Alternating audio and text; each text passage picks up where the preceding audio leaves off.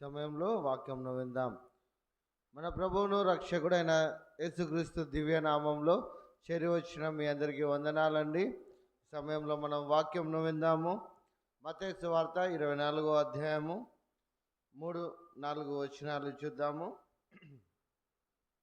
మత్తయి సువార్త 24వ అధ్యాయము. ఆయన ఒలీవల కొండ మీద కూర్చుని ఉన్నప్పుడు శిష్యులు ఆయన యొద్దకు ఏకాంతంగా వచ్చి, ఇవి ఎప్పుడు జరుగును? నీ రాకడకును ఈ యుగ సమాప్తికి నీ సూచనలేవి మాతో చెప్పుమనగా, యేసు వారితో ఇట్లా, నేను ఎవడును మిమ్మల్ని మోసపరచకుండా చూచుకునండి. చాలమ్మ, చిన్న ప్రార్థన చేసుకొని వాక్యాన్ని విందాం. పరిశుద్ధుడు అయిన తండ్రి, కృప కలిగిన దేవ, నాయన చదవబడిన లేఖన భాగముతో నాయన ఇదిగో ఈ సమయంలో మాతో మాట్లాడండి.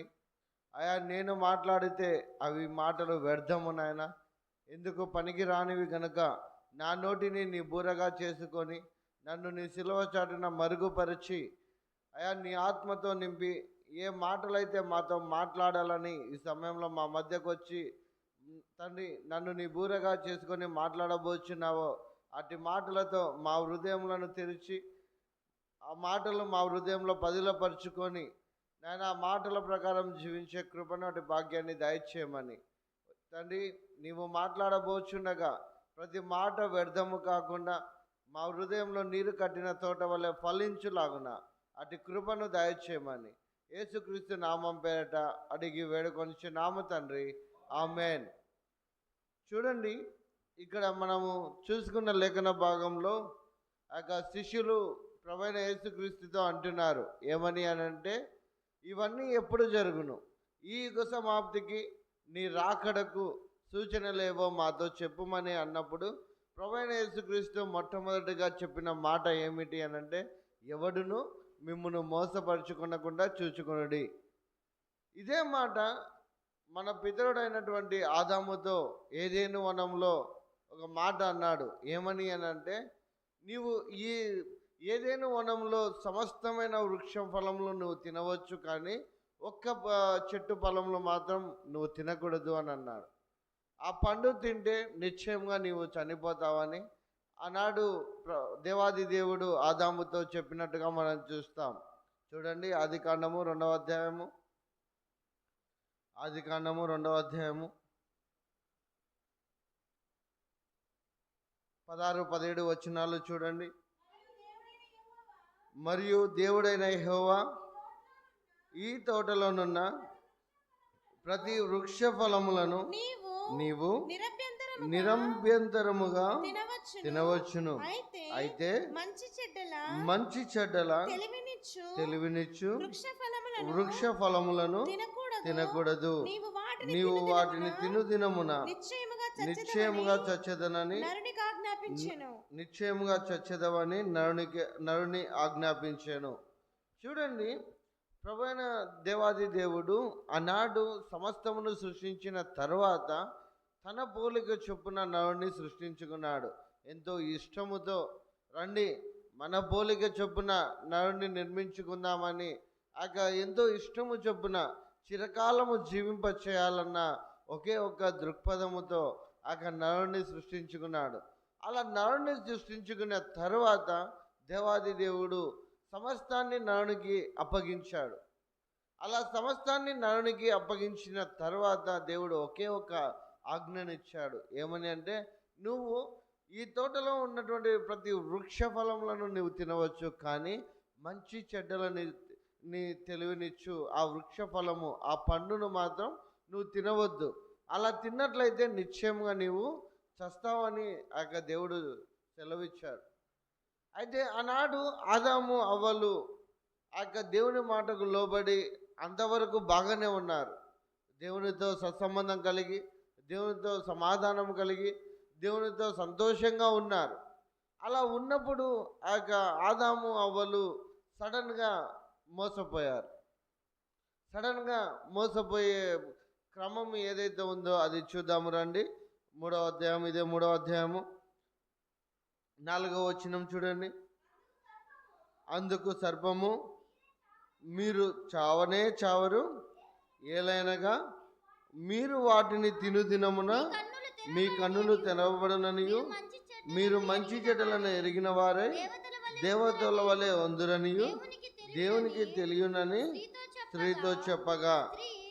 చాలమ్మా, ఇక్కడ చూడండి, ఆ యొక్క సర్పము మొట్టమొదటిగా అవ్వను మోసపరుస్తుంది. దేవుడు ఏమని చెప్పాడు? ఈ రాకడకు ఆ యుగ సమాప్తికి సూచనలు ఏవి అని చెప్పినప్పుడు మొదటిగా దేవుడు అని ప్రభువైన యేసుక్రీస్తు చెప్పిన మాట ఏమిటంటే, ఎవడును మిమ్మును మోసపరచుకునకుండా చూచుకోండి అన్నాడు. అదే రీతిలో ఆ మొదటి మానవునితో దేవాది దేవుడు సెలవిచ్చాడు, నువ్వు అన్ని పనులు తిను, నీకు సమస్తాన్ని నీ చేతికి ఇచ్చాను, సమస్తం పైన నీకు అధికారం ఇచ్చాను, కానీ ఈ ఒక్కటి మాత్రం నువ్వు తినవద్దు, ఈ ఒక్కటి నువ్వు తింటే నిశ్చయంగా మరణిస్తావు అని దేవుడు ఆజ్ఞ ఇచ్చాడు. అయితే పండు తింటే ఎందుకు మరణం? ఆ పండు తింటే ఎలా మరణిస్తాం? చూడండి, ఆనాడు ఆది కాండంలో ఆదాము పండు తిన్నారు. ఆ సర్పము మోసపుచ్చిన తర్వాత ఆదాము అవ్వలు పండు తిన్నారు, కానీ వెంటనే చావాల. జ్ఞాపకం చేసుకోండి, వెంటనే చావాల. అయితే ఎలా మరణం, ఎలా చనిపోతాం అనేది మనం ముందున్న సమయంలో చూస్తూ ముందుకు వెళ్దాము. మెట్టుకు ఈ సమయంలో కొంత ఆ యొక్క అవగాహనను మీకు కలిగిస్తాను. ఏ విధంగా అంటే, చూడండి, ఆ సాతాను వచ్చి ఒక మాట అన్నాడు, ఒక క్లూ ఇస్తున్నాడు. ఏమని అంటే, మీరు చావనే చావరు, మీరు దేవతల వలె ఉంటారు. ఆ యొక్క సాతాను ఒక క్లూ ఇస్తున్నాడు. ఏ విధంగా అంటే, దేవాది దేవుడు తన పోలిక చొప్పున నరులను ఏ విధంగా అయితే సృష్టించుకున్నారో, ఈనాడు చూడండి, ఈ ఆధునిక కాలంలో, ఈ యుగంలో మనిషి కూడా మన ప్రతిమలను తయారు చేస్తున్నారు, అనగా రోబోలను తయారు చేస్తున్నారు, సహాయపడేటువంటి వాటిని తయారు చేస్తున్నారు, మనిషి పోలికలో ఉండేటువంటి ప్రతిమలను తయారు చేస్తున్నారా లేదా అండి? ఆనాడు దేవుడు తన పోలిక చొప్పున నరులను సృష్టించాడు, ఈనాడు నరుడు తన పోలిక చొప్పున ప్రతిమలను సృష్టిస్తున్నాడు. ఆనాడు చూడండి, సైతాను అన్న మాట ఈనాడు రుజువు అవుతుంది, నెరవేరుతుందా లేదా చూడండి. ఆనాడు సైతాన్ అన్నాడు, ఇదిగో మీరు చావనే చావరు, మీరు దేవతల వలె అని ఉంటారని చెప్పిన మాటను ఈనాడు దేవాది దేవుడు ఏ విధంగా అయితే నరును సృష్టించాడో అదే రీతిలో, అదే కోణంలో ఈనాడు మనిషి రోబోలను తయారు చేస్తున్నాడు. చూస్తున్నాం కదా, అనేక కృత్రిమ యంత్రాలను మనం చూస్తున్నాం, అనేక ప్రతిమలను మనం చూస్తున్నాం. మాట్లాడే ప్రతిమలు ఉన్నాయి, మనకు సహాయపడే ప్రతిమలు ఉన్నాయి, అలాగే మనల్ని చంపే ప్రతిమలు కూడా రానున్న రోజుల్లో రాబోతున్నాయి. అందుకే దేవాది దేవుడు అది తిను దినమున మంచి చెడ్డలు తెలివినిచ్చు, అక్కడ స్పష్టంగా రాయబడింది తెలివి అనేది. ఈనాడు చూడండి, మనిషికి ఎంత తెలివి విస్తరించిపోయిందో, ఎంతలా మనిషి తెలివి పెరిగిపోయిందో చూడండి. సైంటిస్టులు పరిశోధించినప్పుడు 1945, 1990 ఆ మధ్య కాలంలో ప్రతి 100 సంవత్సరాలకు రెండింతలుగా తెలివి పెరిగితే, ఈనాడు ప్రతి 12 గంటలకు రెండంతలుగా తెలివి పెరుగుతుంది. అనంటే ఈనాడు చూడండి, చిన్న పిల్లల దగ్గర నుంచి మొబైల్కు అడిక్ట్ అయిపోయి అవి వెంటనే ఎలా మార్చుకోవాలి, ఎలా ఏమి పెట్టుకోవాలని తెలిసిపోతున్నటువంటి కాలంలోకి మనం వచ్చాం.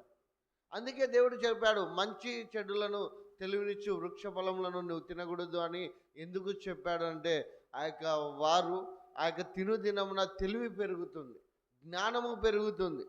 అలా జ్ఞానము పెరిగి ఈనాడు మనిషి తన పోలిక చొప్పున కృత్రిమ యంత్రాలను నిర్మిస్తున్నాడు. అందుకే ఆనాడు చూడండి, సాతాను తను తాను హెచ్చించుకొని దేవుని ఉన్నతమైన స్థానంలో నిలబడాలని, ఆకాశానికి ఎక్కిపోవాలని ఎంతగానో ప్రయత్నం చేశాడు. అలా ప్రయత్నం చేసినందుకే అపవాది పడద్రోయబడ్డాడు. చూడండి, యెషయా గ్రంథము 14వ అధ్యాయము, యెషయా గ్రంథము 14వ అధ్యాయము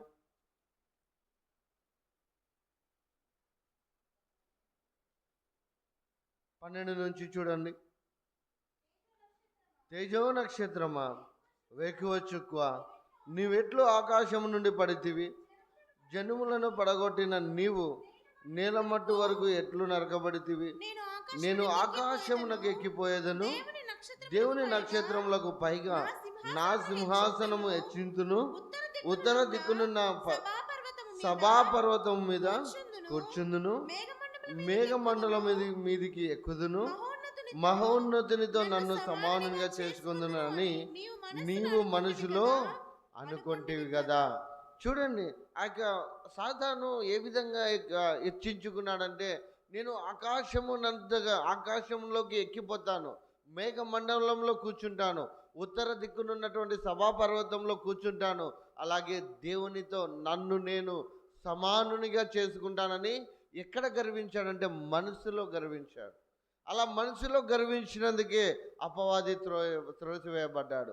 ఆ కోరికను నెరవేర్చుకోవడానికి, ఆ కోరికను ఆ యొక్క మనుషుల ద్వారా నెరవేర్చుకోవడానికి ఆ యొక్క మంచి చెడులను తెలివినిచ్చే ఫలాన్ని తినడానికి ప్రేరేపించాడు.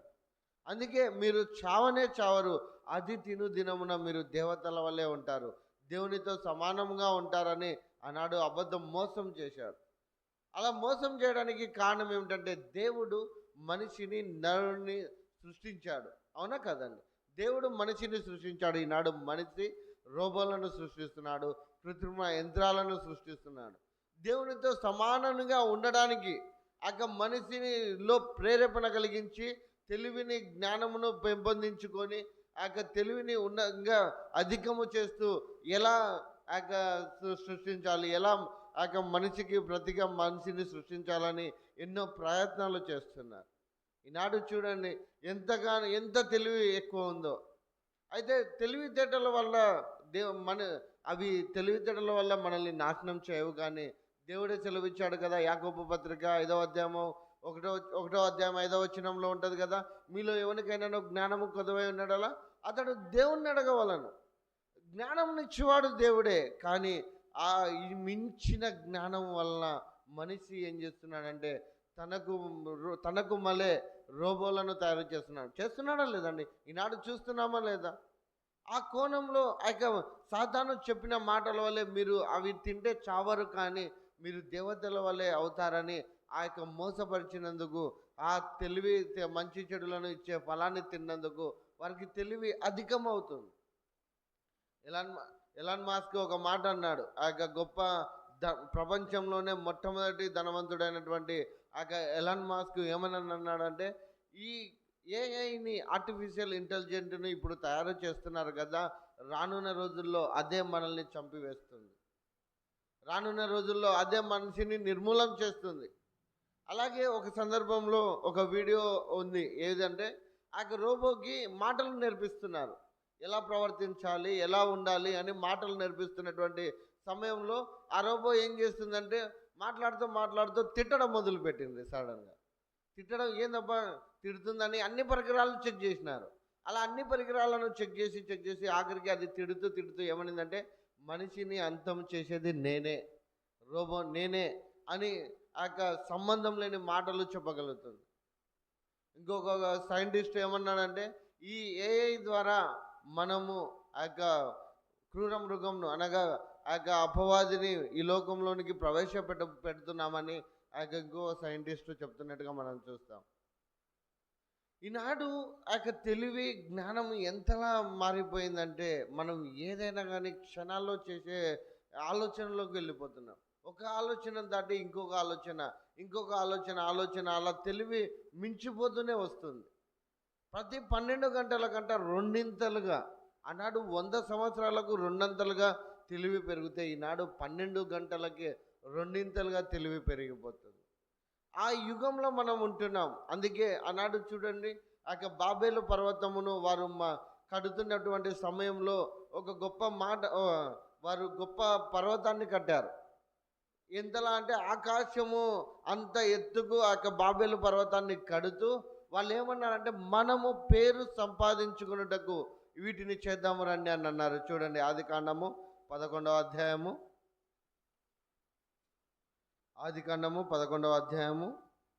4వ వచనం చూడండి.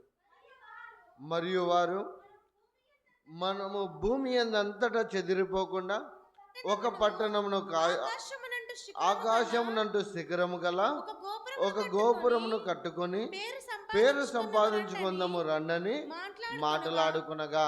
చూడండి చాలమ్మా, ఇక్కడ చూడండి, వారు గోపురాన్ని కట్టడం తప్పు కాదు, కానీ ఆకాశమునంటున్నంతగా, అంటే ఆ యొక్క అపవాది మనుషులను ఏ విధంగా ప్రేరేపిస్తున్నాడో చూడండి. ఆకాశమునంటూ ఎత్తుగా ఎక్కాలని ఎవరికి ఆలోచన? అపవాది ఆలోచన. మనం చదువుకున్నాం యెషయా గ్రంథం 14వ అధ్యాయంలో. ఆకాశం నంటూ ఎత్తుగా ఎక్కాలనేది అపవాది ఆలోచన. అదే ఆలోచన నరులకు పుట్టించి ఆకాశం నంటున్నంతగా శిఖరము గల ఒక గోపురమును కట్టుకొని మనకు పేరు సంపాదించుకున్నాము. ఎవరికి? కట్టుకోవడం తప్పు కాదు, కానీ పేరు సంపాదించుకోవాలనే దుర్బుద్ధి పుట్టింది. అలాంటి దుర్బుద్ధిని ఎవరు కలిగించారంటే అపవాది కలిగించాడు. ఈనాడు చూడండి, దుబాయ్లో కావచ్చు, చెన్నైలో కావచ్చు, పెద్ద చెన్నైలో అయితే ఏకంగా మేఘాల కంటే ఎత్తుగా ఒక బిల్డింగ్ను కట్టారు. తెలుసా మీకు ఎవరికైనా?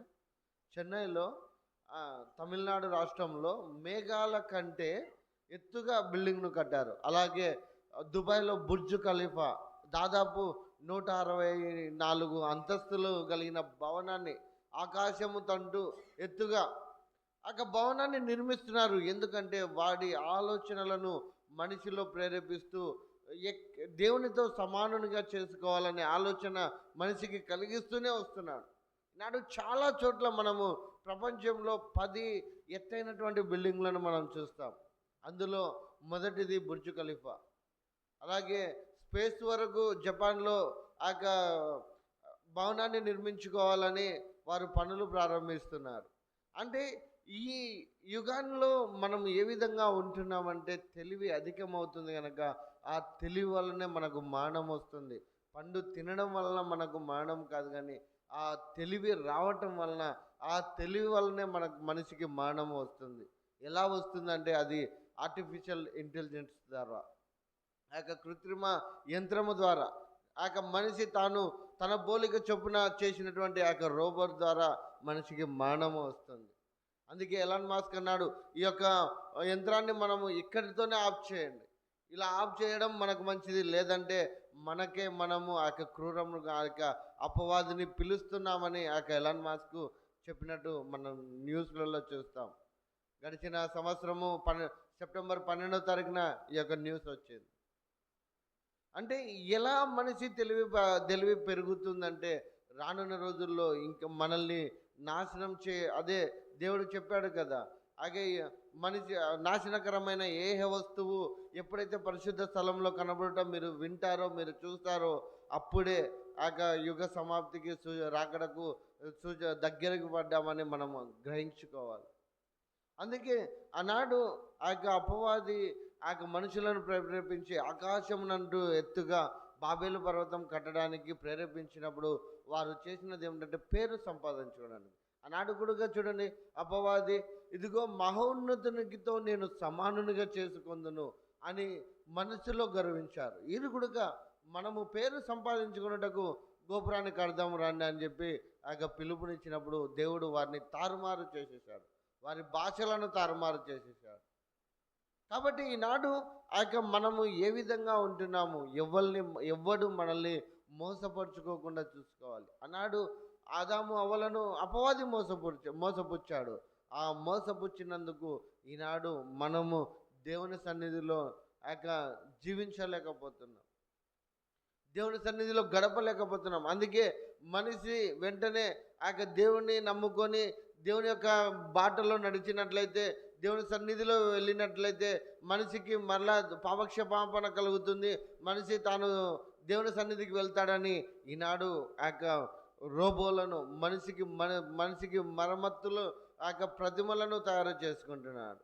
అలా చేసుకుంటున్నాడు. చూడండి, దానియేలు గ్రంథంలో ఒక మాట అంటున్నాడు. చూడండి, దానియేలు గ్రంథము 12వ అధ్యాయము, దానియేలు గ్రంథము 12వ అధ్యాయము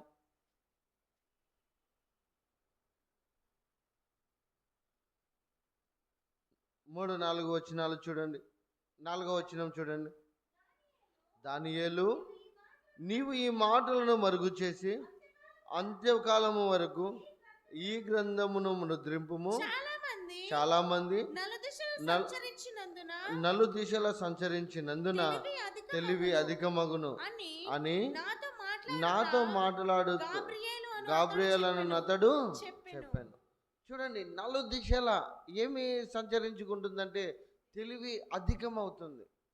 అవి ఈ యొక్క యుగ సమాప్తిలోనే జరుగుతాయి. మనం ఉన్నటువంటి ఈ యుగంలోనే జరుగుతున్నాయి.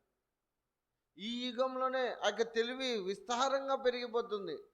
తెలివి విస్తారంగా పెరిగిపోయి అని చూడండి, ఆ యొక్క పూర్వీకుల్లో ఈ యొక్క ఎగిరే ఫ్లైట్లు లేవు, కార్లు లేవు, ఫోన్లు లేవు.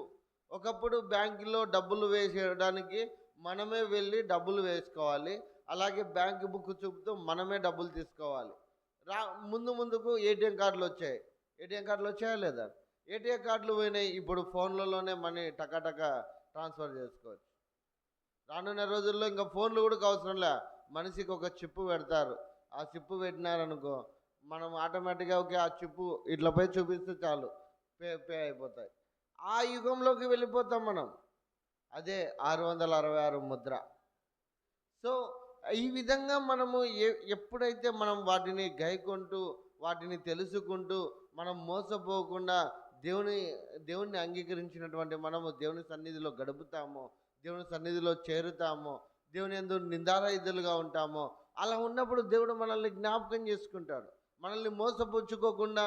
అందుకే దేవుడు సెలవిచ్చాడు కదా, మెలకువగా ఉండి ప్రార్థన చేయుడని ఎన్నో మార్లు చెప్పాడు. ఎన్నో మార్లు మెలకువగా ఉండి ప్రార్థన చేయండి అని ఎన్నో మార్లు చెప్పారు. మరి ఈనాడు ఆ విధంగా ప్రార్థనలో నువ్వు ఎలా అయితే అపవాదిని జయిస్తావో అలా జయించినప్పుడు నీవు ఎవరి చేత మోసపుచ్చుకోకుండా ఉంటావు, మోసపోకుండా ఉంటావు. ఎందుకనంటే రానున్న రోజులు బహు భయంకరంగా ఉంటున్నాయి. చివరికి ఒక మాట చదువుతాము రండి. ప్రకటన గ్రంథము 13వ అధ్యాయము. ప్రకటన గ్రంథము 13వ అధ్యాయము 14-15 వచనాలు చూడండి. కత్తి దెబ్బ తినియు బ్రతికిన ఈ క్రూర మృగమునకు ప్రతిమను చేయవలనని అది భూనివాసులతో చెప్పుచు ఆ మృగము ఎదుట చేయుటకు తనకియబడిన సూచనల వలన భూనివాసులను మోసపుచ్చుచున్నది. మరియు ఆ మృగము యొక్క ప్రతిమ మాట్లాడునట్టు ఆ మృగము యొక్క ప్రతిమకు నమస్కారము చేయని వారిని హతము చేయనట్లు ఆ మృగము యొక్క ప్రతిమకు ప్రాణమిచ్చుటకై దానికి అధికారం ఇవ్వబడెను. చాలమ్మా. చూడండి, ఇక్కడ మొదటగా మనిషి ప్రతిమను తయారు చేశాడు. అలా ప్రతిమను తయారు చేసిన తర్వాత ఆ ప్రతిమకు అధికారం ఇవ్వబడుతుంది. అంటే మనిషి ప్రతిమకు అధికారం ఇచ్చినప్పుడు తీరా మనిషినే ఏ విధంగా అంటే దానికి మొక్కకపోయినా చంపేస్తుంది, నమస్కారం చేయకపోయినా చంపేస్తుంది. అలాగే మనిషి ఆ సమయంలో ప్రతిమ ఏం చేస్తుందంటే సూచనలు చేస్తుంది, అద్భుత కార్యాలను చేస్తుంది, చనిపోయిన మనుషులను కూడా బ్రతికిస్తుంది. ఆ సమయంలో ఆ అధికారం ఆ ప్రతిమకి ఇవ్వబడుతుంది. అంటే ఆ విధంగా ఆర్టిఫిషియల్ ఇంటెలిజెంట్ని తయారు చేస్తున్నారు. ఈ ఆర్టిఫిషియల్ ఇంటెలిజెంట్ 3 రకాలుగా ఉంటాయి.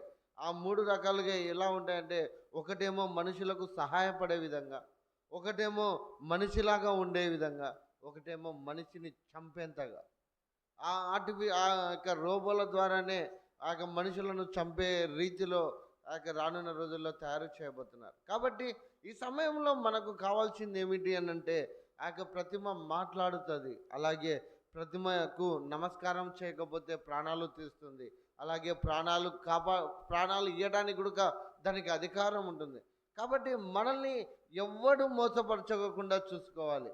మనము ఎలా ఉండాలి అని అంటే దేవుని సన్నిధిలో గడిపేవారిగా ఉండాలి, దేవుని సన్నిధిలో నిందారహితంగా ఉండాలి. ఆ పండు తిని తెలివితేటలు పెరిగాయి.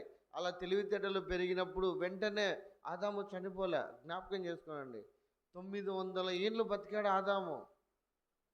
ఎక్కువగా ఆదాము పండు తిన్నప్పటికీ 900 ఏళ్ళు బతికాడు ఆదాము. అయితే ఈనాడు మనిషికి ఎలా మరణం వస్తుంది అని అంటే ఈ తెలివి ఎక్కువ అవడం వల్ల.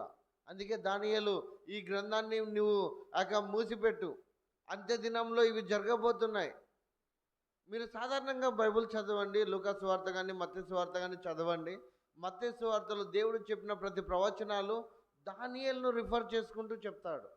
దానియేలు గ్రంథంలో ఏవైతే రిఫర్ చేసుకుంటారో అదే వాటిని ప్రభువైన యేసుక్రీస్తు చెప్తాడు. జాగ్రత్తగా ఈ దానియేలు గ్రంథాన్ని, మత్తయి సువార్త, లూకా సువార్తను చదవండి. అందులో ఉన్నవే వీటిని గుర్తు చేసుకొని రాకడకు సంబంధించిన ప్రతిసారి దానియేలును ప్రభువైన యేసుక్రీస్తు రిఫర్ చేస్తాడు. కాబట్టి ఈ సమయంలో మనము ఎలా జాగ్రత్తగా ఉండాలంటే, రానున్న రోజుల్లో భయంకరమైనటువంటి రోజుల్లోకి వెళ్ళిపోతున్నాం. ఎందుకంటే సువార్త అందరికీ ప్రకటించబడుతుంది. మొబైల్లో కావచ్చు, టీవీల్లో కావచ్చు, ఎక్కడెక్కడికో సువార్త వెళ్ళిపోయింది, నలు దిశలో వ్యాపించేసింది. అలాగే నలు దిశల తెలివి అధికం అవుతుంది. కనుక అలా పండు తినడం ద్వారా మరణం ఎందుకు వస్తుందంటే, తెలివి అధికం అవడం వల్ల నిత్యము జీవించవలసినటువంటి నరుడు తెలివి వల్ల రోబోలను సృష్టించుకొని వాటి వల్లనే మనిషి అంతము జరగబోతుంది. అందుకే దానియేలు గ్రంథం ఒక మాట అన్నాడు చూడండి. దానియేలు గ్రంథము 9వ అధ్యాయము, దానియేలు గ్రంథము 9వ అధ్యాయము 26వ వచనం చూడండి, 27వ వచనం. ఏమీ లేకుండా అభిషిక్తుడు నిర్మూలం చేయబడును. వచ్చినట్టి రాజు యొక్క ప్రజలు పవిత్ర పట్టణమును పరిశుద్ధ ఆలయమును నశింపజేయుదురు. వాని అంతము హఠాత్తుగా వచ్చును, మరియు యుద్ధ కాలాంతము వరకు నాశనము జరుగునని నిర్ణయింపబడెను. అతడు ఒక వారము వరకు అనేకులను నిబంధన స్థిరపరచును. అర్ధవారమునకు బలిని నైవేద్యమును నిలిపివేయను. ఏహమైనది నిలిచి వరకు నాశనము చేయవాడు వచ్చును. నాశనము చేయవానికి రావాలనని నిర్ణయించిన నాశనము ముగించు వరకు ఇలాగున జరుగును. అయితే మనకు ఒక గుర్తు ఇచ్చాడు, మనకు ఒక ఆధారం ఉంచాడు. ఏ విధంగా అంటే, నాశనకరమైన ఏ వస్తువు పరిశుద్ధ స్థలములో నిలిచి ఉన్నంత వరకు అది ఎవడైతే చూస్తాడో అలా చూసినప్పుడు చూసివాడు గ్రహించును గాక అని ప్రభువైన యేసుక్రీస్తు చెప్తాడు. కాబట్టి ఈ సమయంలో మనం ఏ విధంగా ఉండాలి అని అంటే, మనము అపవాది ఎంటర్ అయ్యాడు కాబట్టి మనుషులు చేసినటువంటి ప్రతిమలలో వాటిలోకి అతి త్వరలో రానున్నాడు. కాబట్టి మనము జాగ్రత్తగా ఉండాలి. మనము జాగ్రత్తగా ఉండి దేవుని యందు భయభక్తులు కలిగి ఉండాలి. దేవుని యందు నమ్మికను పోగొట్టుకోకూడదు. అయితే ఒక మాట చెప్పినాడు దేవుడు, ఏమనంటే, ఇదిగో ప్రభువా నీ నామమున మేము అద్భుతాలు చేయలేదా, అద్భుతంగా ప్రవచించలేదా, అద్భుతంగా ప్రార్థనలు చేయలేదా అని ప్రభువును అడుగుతారు. అలా అడిగే రోజులు కూడా రానున్నాయి. కాబట్టి వారి వల్లే మనము మోసపోకుండా, ఎవడు మనల్ని పుచ్చుకొనకుండా మనకు సమయం ఇచ్చినప్పుడే మనము దేవుని యందు భయభక్తులు కలిగి ఉందాం, మెలకువగా ఉండి దేవుడిచ్చినటువంటి జ్ఞానము చేత దేవుని సన్నిధిలో నిందారహితంగా జీవిస్తూ దేవుని కొరకు కనిపెట్టుకొని ఉందాం. పరిశుద్ధ స్థలంలో అంటే ఎక్కడో కాదమ్మా, యెరూషలేము పట్టణంలో అతి త్వరలో 3వ మందిరం కట్టబోతున్నారు. దానికి సన్నాహాలు కూడా ముమ్మరంగా జరుగుతున్నాయి. వీటి గురించి రానున్న రోజుల్లో నేను తెలియజేస్తాను. మెట్టుకు ఈ సమయంలో మనల్ని ఎవరు మోసపరచుకోకుండా మనము జాగ్రత్తగా ఉందాం. ఎందుకంటే ఎవరికిచ్చిన ఆత్మ వారిది, అందరిలోనూ ఒకే ఆత్మ ఉంది. కాబట్టి మనమందరము ఒకే ఆత్మను కలిగి ఉన్నాం కనుక, అటు ఆత్మ పరిశుద్ధ ఆత్మను మనల్ని కలిగి ఉన్నాము కనుక, ఆ పరిశుద్ధ ఆత్మ ఇప్పుడు అందరినీ సమకూరుస్తున్నాడు. ఈ యొక్క యుగాంతంలో ఆనాడు మీకు గుర్తుందా, ఐగుప్తు దేశంలో 10 తెగుళ్ళు వచ్చినప్పుడు ఇశ్రాయేలు ప్రజలకు ఏ ఒక్క హాని జరగల, అవునా కాదండి? అదే రీతిలో ఈనాడు ప్రపంచమంతటా తన పిల్లలను, తన యందు భయభక్తులు గల వారిని పరిశుద్ధాత్మ అందరినీ ఏకం చేయబోతున్నాడు. పరిశుద్ధాత్మ అందరినీ సిద్ధపరుస్తున్నాడు. అలా సిద్ధపరుస్తున్నాడు కనుక మనకిచ్చినటువంటి ఈ సమయంలో ఇదే అనుకూలమైన సమయం, ఇదే రక్షణ దినము కనుక, ఒకవేళ దేవునికి విరోధంగా ఏదైనా చేసి ఉన్నట్లయితే వాటిని ఒప్పుకొని విడిచిపెట్టి దేవుని కొరకు కనిపెట్టుకొని చూద్దాం. అలాగే ఎవడు మనల్ని మోసపరచుకోకుండా మనం దేవుని కొరకు ఎదురు చూద్దాం. దేవుడు మనల్ని తన రాకడ దినంలో మనల్ని ఎత్తుకొనేలాగున, మనల్ని లేపబడులాగున అటు కృపను, అటు ధన్యతను మనకందరికీ అనుగ్రహించునుగాక. ఆమెన్. రండి చిన్న ప్రార్థన చేసుకుందాం. పరిశుద్ధుడు అయిన తండ్రి, కృప కలిగిన దేవ, ఇదిగోనైనా ఈ సమయంలో నీ వాక్కు చేతనైనా మాకు ముందుగానే తెలియజేసినందుకు నీకు స్తోత్రములు తండ్రి. అయా పండు తినుట వలన నాయనా తండ్రి ఆనాడు ఆదాము మరణించలేదు, కానీ ఆ పండు తినడం వలన నాయనా తెలివి అధికమై నాయనా ఇదిగో ఆనాడు మీరు సృష్టించిన రీతిలోనే ఈనాడు మనిషి తండ్రి ప్రతిమలను సృష్టించుకుంటున్నాడు. ఆ ప్రతిమల ద్వారానే నాయనా మాకు మరణం ఉందని ఎరుగక నాయనా ఇదిగో ఈ రీతిలో తండ్రి ఆ యొక్క ప్రతిమలను చేస్తూ నాయనా మనిషి నాశనానికి దగ్గరగా వెళుతున్నాడు గనుక నాయనా ఈ సమయంలో విత్తబడిన వాక్యము నాయనా మా హృదయంలో ఫలింప చేయండి నాయనా. రానున్న రోజుల్లో నాయనా ఎలాంటి పరిస్థితుల్లోకి మేము వెళ్ళబోతున్నామో, ఎలాంటి సిచ్యువేషన్లు నాయనా మాకు కలగబోతున్నాయో మాకు తెలియదు, కానీ మాకంటే మీరు ముందుగా ఎరిగిన వారు గనక నాయనా ఇదిగో ఈ సమయంలో నాయనా తండ్రి మీరు ముందుగానే మాకు తెలియజేశారు. ఎవ్వరు మిమ్మల్ని మోసపరుచుకొనకుండా చూసుకోమన్నారు గనక నాయనా ఆనాడు ఆదాము అవ్వలు మోసపోయినట్టుగా ఈనాడు మేము మోసపోకుండా నాయనా తండ్రి ఇదిగో మీ జ్ఞానము చేత నాయనా మీ యందు నిందారహితంగా జీవించే కృపను దయచేయండి అయా. ఎవరి చేత మేము మోసపోకుండా నాయనా నీ కొరకు ఎదురు చూసేవారిగా నాయనా నీ కొరకు కనిపెట్టుకునే వారిగా నీవు వచ్చినప్పుడు నాయనా నిందారహితంగా జీవించే కృపను అటు భాగ్యాన్ని మాకందరికీ అనుగ్రహించండి అయా. మా సంఘమును మీరు జ్ఞాపకం చేసుకునండి నాయనా. చాలామంది నాయనా తండ్రి తెలియక నీ సన్నిధికి రాలేకపోతున్నారు కనుక నాయనా వాటిని మీరు తండ్రి క్షమించి అనేకులు నీ సన్నిధిలోకి వచ్చి నాయనా నీ రాకడ సమయంలో సిద్ధపడే కృపను అటు భాగ్యాన్ని అనుగ్రహించండి. అలాగే నాయనా మా సంఘాన్ని లేవనెత్తండి ఆయా. మా సంఘ పెద్దలను దీవించండి, ఆశీర్వదించండి నాయన. మా సంఘస్థులను అందరినీ మీరు జ్ఞాపకం చేసుకునండి తండ్రి. అందరము నాయన నీవు వచ్చినప్పుడు నిందారహితంగా జీవిస్తూ నీ సన్నిధిలో గడుపుతూ ఆయా నీతో పాటు ఎత్తబడే వారిగా అటు సంఘంగా నాయన మీరు మా సంఘాన్ని లేవనెత్తుమని యేసుక్రీస్తు అతి పరిశుద్ధ నామం పేరట అడిగి వేడుకొనిచున్నాము తండ్రి. ఆమెన్.